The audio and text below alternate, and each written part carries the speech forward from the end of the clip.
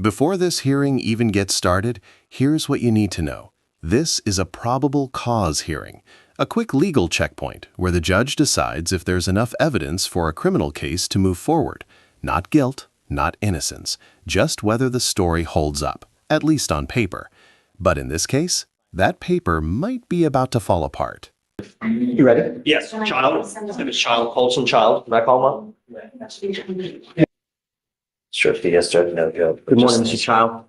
Sir, you're charged with assault of a family member. You're facing up to a year in jail and or a $4,000 fine. We are going to do probable cause. You have the right to remain silent. Anything you say can and will be used against you. You have the right to have an attorney present. If you cannot afford one, one will be appointed to you, sir.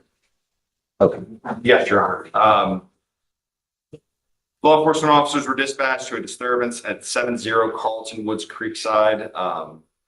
Law enforcement officers observed a white male sitting on the curb of Kukendall Road, arguing with his girlfriend on a cell phone. Law enforcement officers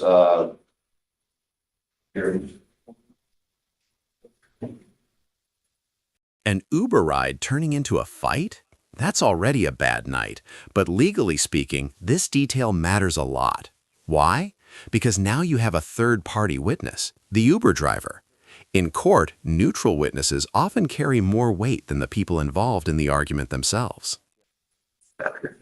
law enforcement officers had received an additional call of a disturbance of two individuals coming from a neighborhood party. They observed the complainant and defendant to be highly intoxicated. An Uber had picked. Hold on a second. Did you catch that hesitation? The judge is already noticing something messy in the paperwork. In legal proceedings, the police report is everything.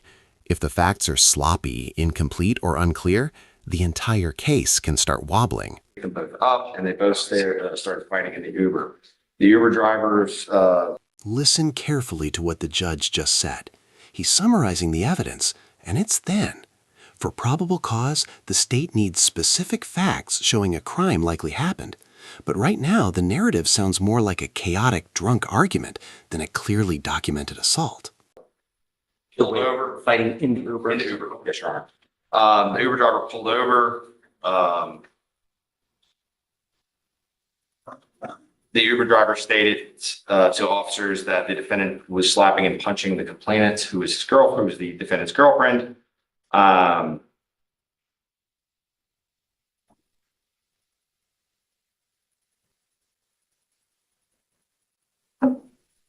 And the Uber driver had called the security officer on duty to get help with the situation. I'm sorry, Your Honor, it's And reading directly. DVD's here. I don't know if Sebastian's had a chance to even look at it yet. Actually, stay close to that area. Don't come here. Stay close to that area.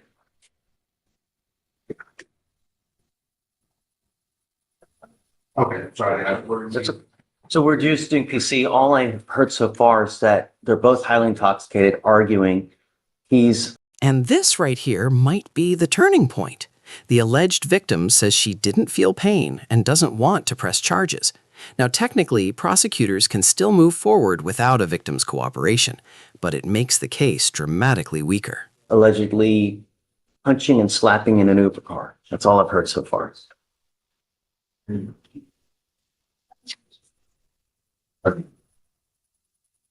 So then Uber driver pulled over and called the security officer on duty. But the defendant got out and started walking. The security guard followed him until he got to the beginning of the subdivision.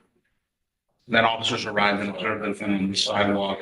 Officer tried to talk to the defendant. Once the defendant started to tell the officer, quote, "Leave me the fuck alone. You people are a piece of shit, and that's all you'll do is treat people with no respect."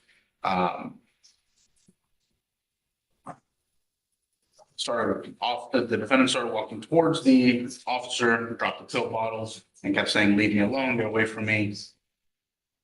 Officer asked the defendant what it was that they're trying to hide.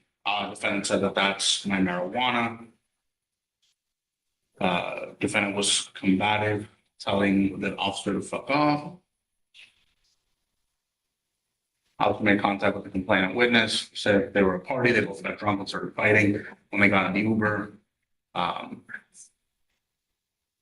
And the complainant witness, stated that she did not feel pain. I think that's where we're at. Do they see any visible injuries, anything of this nature? No, Judge, as far as that goes, what's in the DIMS here is that the witness stated that he observed the defendant with enough force that she covered her face, fell to the floor, and that the witness observed the complainant based on her actions to appear to be in pain. Specifically that the punch was of such a force that it caused her to fall to the floor of the vehicle and cover her face after she was punched. I think that's where we're at with that. Again, just to answer your question, there's no indication that there were any injuries at all, any marks, and as he just read, she said she did not feel pain, she did not want to press charges, and I have an affidavit on prosecution as well that I'm going to be getting to the state. Yeah, so as far as bodily injury goes, of course, we don't need necessarily direct evidence. Pain can be something that can be inferred based on conduct. We understand that, a punch of a certain amount of force from a witness's perspective. Did they get any statements from the person who saw the punch to? Again, that was the Uber driver. And that's what the Uber driver said, that based on what they saw, the punch had enough force that it caused her to fall to the ground, covering her face. The officer goes to interview the complaining witness, I'm Yes. assuming, and doesn't see And anything? I don't see any indication that they saw anything. And she says, I felt okay. And I do not want to press charges.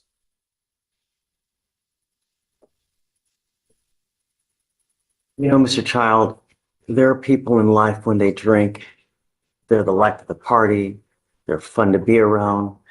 And then there are those when they consume alcohol, they turn into aggressive, mean son of a bitch they have no business drinking. If this is you, don't drink.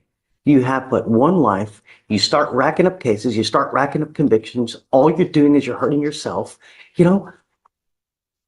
Be nice and good things happen. You're aggressive to cops. You're aggressive here. I mean, the only reason I'm finding no probable cause is because they wrote this report completely, just utterly terrible. And it's over and over and over. But